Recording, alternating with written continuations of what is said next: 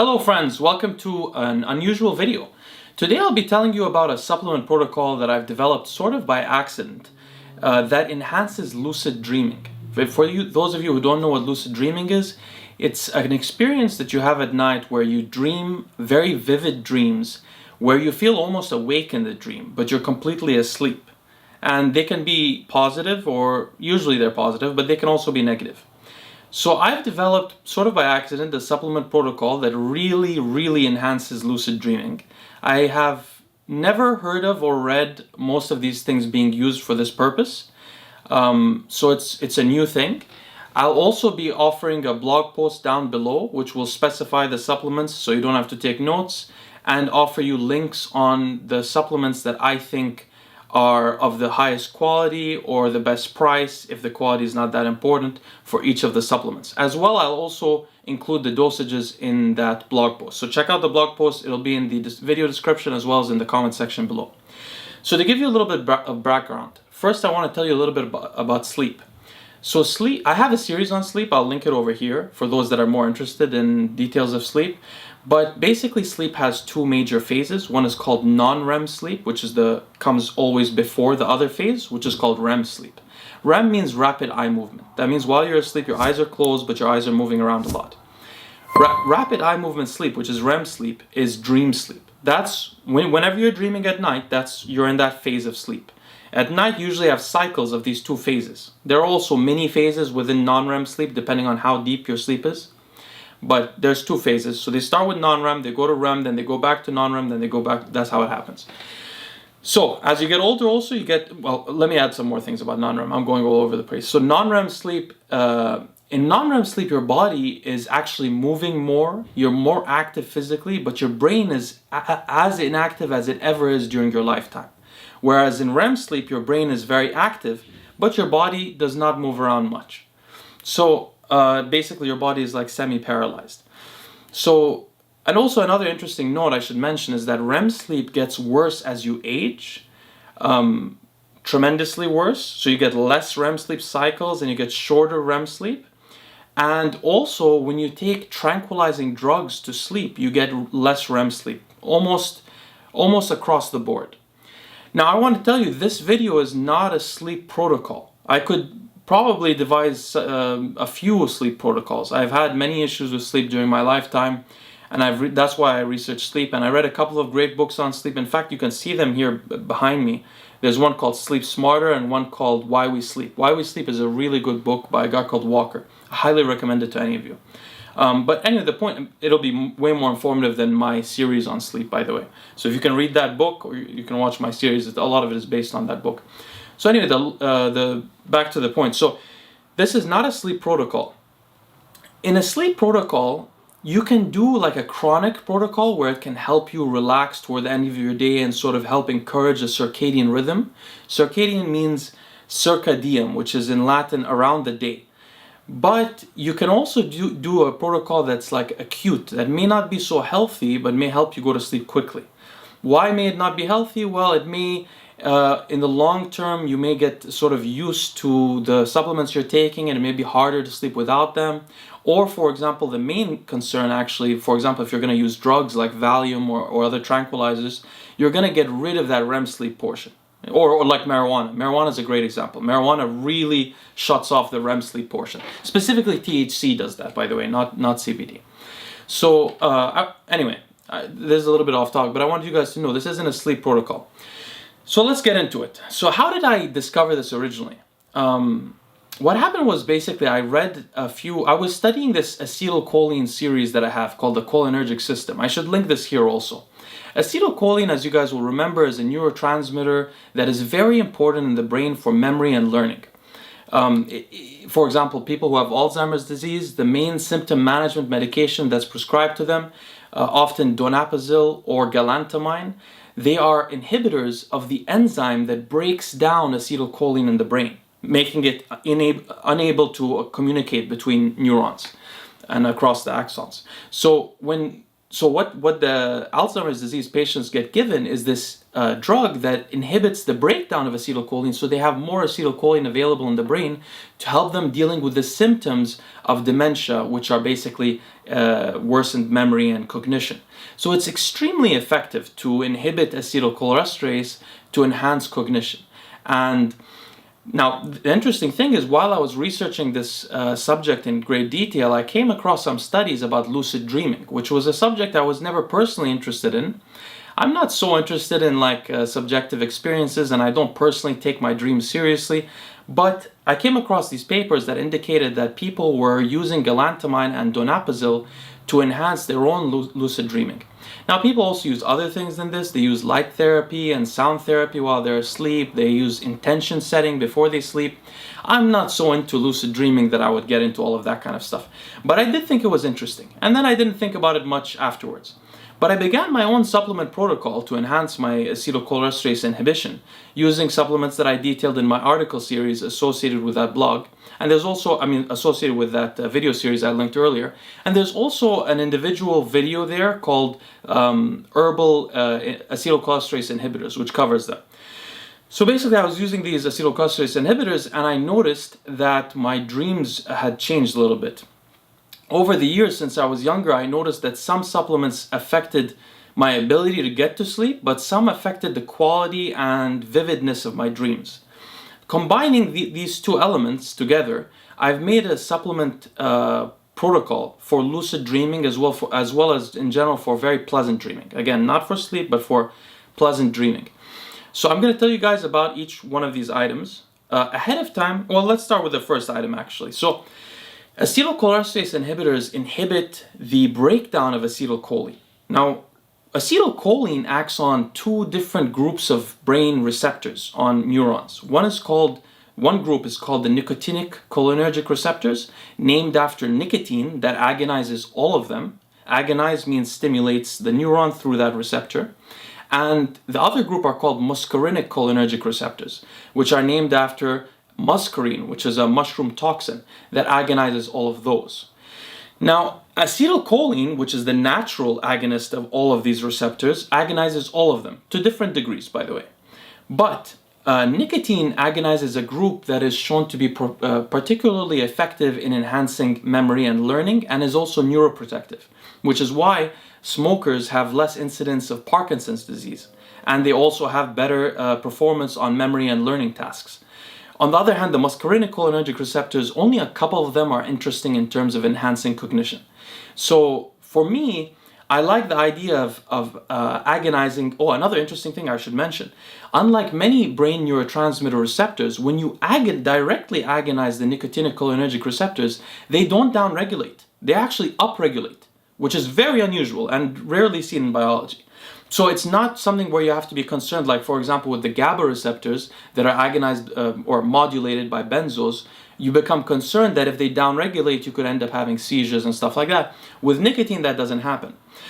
So I like the idea always of agonizing the nicotinic cholinergic receptors directly, because that preferentially increases the amount of, I'd rather have them agonized than the muscarinic cholinergic receptors, which is why personally, I don't use alpha GPC that much. Alpha GPC is a kind of choline. See, acetylcholine in the brain is made out of a nutritional choline called acetylcholine.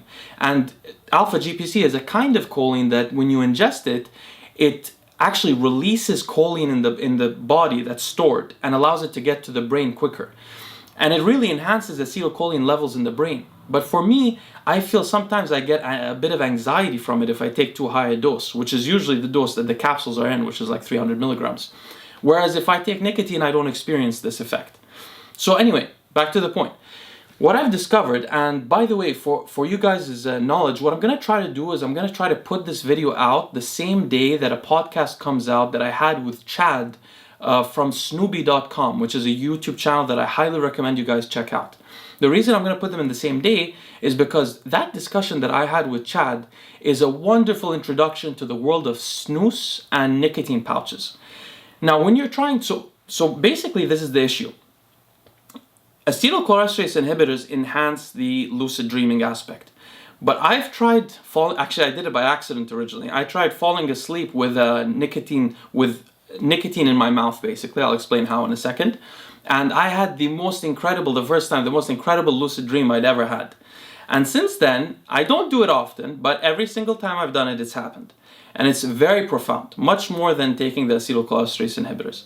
So the first part of the stack is actually using some kind of nicotine in your mouth. Now, why I don't recommend using a nicotine gum, these things are shamelessly overpriced, completely unaffordable plus you can't chew gum while you're asleep.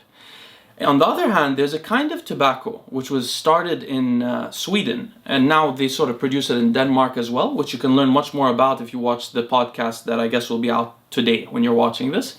But basically, so there's several kinds of tobacco in history. There was like cigar tobacco, pipe tobacco, cigarette tobacco. There was a kind of tobacco called snuff. Snuff was a nasal tobacco that was snorted. Probably snorting cocaine probably started after, well, it did start after snorting tobacco, and probably was inspired by it, actually. It's probably the first thing that people ever snorted, though don't quote me on that. The point is, the Swedish, for some reason, came up with this idea of putting the snuff nasal tobacco, which is powdered, into what's it called? I don't know what they call it, but a portion. It's like a piece of cloth or something that holds the tobacco in place, and they put it under their upper lip, which means they place it in the wedge above their teeth. Now, unlike other forms of tobacco, this form of tobacco has never been associated with oral cancer, lung cancer, any other cancer except pancreatic cancer, and the association is debatable.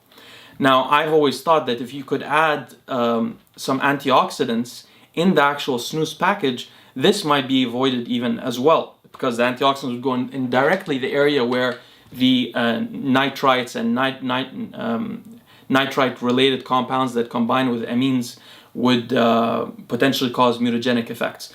And nonetheless, I talk about this with Chad in the podcast, and you should listen to that there. But if you don't want to take the risk with snooze, which I use all the time, you can try a nicotine pouch. So lately, in the last few years, nicotine pouches have been gaining attention worldwide. I discussed the brands with Chad in the podcast.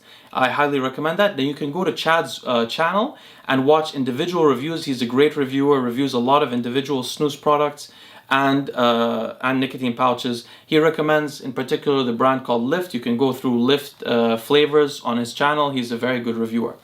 And these are much more affordable than nicotine gums. So you can place one of these, which has about 8 milligrams of nicotine, in your upper lip before you sleep. And that will be the most powerful impact of the whole stack. But let me tell you the other part. So 2 acetylcholine inhibitors in particular that are supplemental that I think go great for nighttime use is Huperzine A. Huperzine A and Bacopa Monnieri. Now, Huperzine A, why do I say it goes well at night? It has a little bit of an anxiolytic effect, which means it reduces anxiety slightly, and I think it does that through its modulation of, this is a little complicated, but there's a neurotransmitter called glutamate, and it agonizes 4 groups of receptors. One of them is called the NMDA receptors. Activity of glutamate is excitatory in general, so it excites the body in the same way that adrenaline does and things like that. And it can also cause neuronal death because it's so excitatory that neurons react in a neurotoxic way sometimes to our own neurotransmitter. So blocking the NMDA receptor is quite useful. However, sometimes blocking the NMDA receptor itself can be neurotoxic, such as in the forms of ketamine and PCP. So actually, I've posted an article on our Reddit before yesterday, of a paper I found that indicates that serotonergic activity can neutralize the toxic effect of blocking the NMDA receptors such that it becomes a protective effect against glutamate excitotoxicity. So it is a little complicated, but the point is Huperzine has an unusual element to it which can be very protective, and in this stack it would be protective. We also have a serotonergic element. Now, so Huperzine, great for nighttime use. I use Huperzine in the morning personally, but for people who don't use it regularly or who find it too anxiety reducing, you can use it at night. Bacopa Monnieri is mainly an Indian herbal Ayurvedic or I don't know how to pronounce that word, but like an ancient Indian medicine that is also a weak acetylcholinesterase inhibitor, but it also has some kind of GABAergic or serotonergic effect. meaning it affects somehow the GABA system in the brain, which is the main inhibitory neurotransmitter system of the nervous system. It accounts for about 40% of the inhibition in the nervous system. Or it has some kind of serotonergic effect. We don't know yet. It's complicated with herbal molecules. There's so many molecules within, not herbal molecules, but herbs. There's so many molecules within the herb that could be having an effect that we're not completely certain, you know? Now, these are the only two I've listed here, but you could also, if you wanted to, combine berberine or ginkgo biloba. Ginkgo biloba is the strongest acetylcholinesterase inhibitor that is in supplemental form. And berberine is less strong, but very interesting, because berberine as well as palmitoline, which is also from the berberine plant, has, well, berberine in particular has two other elements that are interesting. It has an effect on the, something I talk about a lot, the AMP kinase pathway, and it also has an effect on the PCSK9 inhibition in the body, which is very helpful for cardiovascular disease. These are minor effects, but they're very interesting. You could include those. Personally, I have those in my daily morning stacks, so I don't really use it at night. So personally, I mentioned huperzine A and bacopa. So far you have the nicotine pouch or snooze, you have huperzine A, and you have bacopa. Now, I'll mention a few more things. First is 2 minerals. I've personally noticed from a young age that consuming magnesium was extremely helpful for having vivid dreams, as well as for getting to sleep in general. Now, it could do this through very complicated mechanisms in the brain. Magnesium is used by a lot of different brain functions. And in fact, a polymorphism in the genome, one single nucleotide polymorphism that affects how magnesium is transported into the brain, can account for about a 5-point IQ difference in people. So it really has an effect on cognition and thinking and brain function in general. But it seems to have to encourage for me vivid dreaming. Now, I already take a lot of magnesium during the day. I try to take quite a bit from the magnesium form called magnesium L-threonate, which has been shown in a couple of studies to be more effective at, to be easier for the body to get into the brain. So what here I recommend is magnesium L-threonate before bed. And personally, I go up to taking, most of the supplemental forms are in like 150 milligrams of elemental magnesium in them. I take almost the whole dose before this program.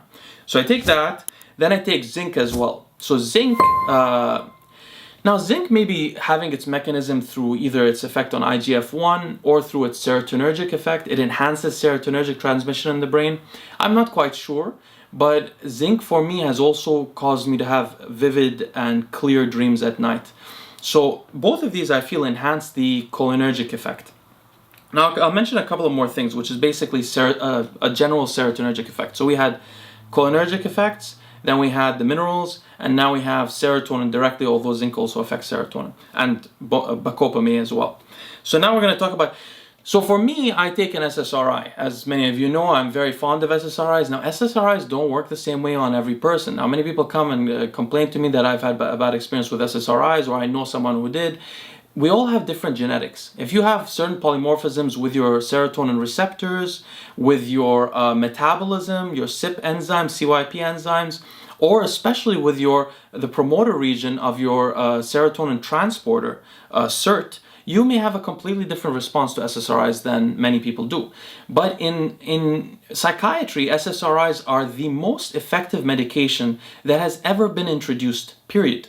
You may think, oh, what about atypical antipsychotics, like the ones that are given to people with bipolar disorder or with schizophrenics. Those things basically just generally block neurotransmitter systems to tranquilize the person.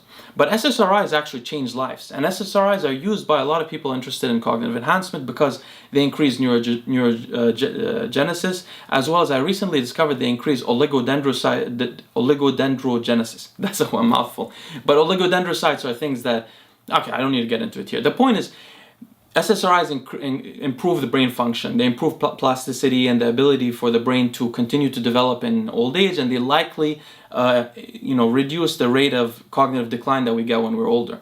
But anyway, SSRIs have an acute effect and a chronic effect. The chronic effect, when you take them for 4 or 5 months, is that you start to develop a lot of neurogenesis, and your brain starts to become plastic, which means it can reorganize itself and adapt better to life.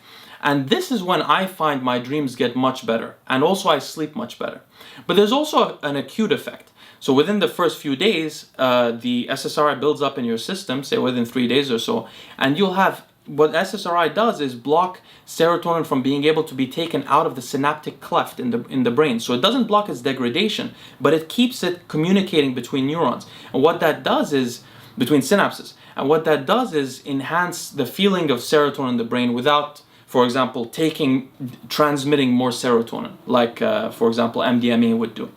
So in the acute effect, when it does that, you're going to have probably a more pleasant dream. So that could happen. But now, if you don't want to take an SSRI, which you shouldn't take without your doctor's prescription, and I'm not a doctor anyway, but you could take a supplemental form of 5-HTP. Tryptophan is converted into 5-HTP in the brain. 5-HTP is converted by tryptophan hydroxylase 2 into 5-HT. 5-HT is serotonin. So when you take 5-HTP, you take the precursor directly to serotonin in the brain, which also, by the way, has another impact on sleep, because melatonin is made out of serotonin, downstream to serotonin. So anyway, if you want to, you could take 5-HTP right before you sleep. I'll include it also on the supplement list instead of an SSRI, and you also get enhanced serotonin transmission at night.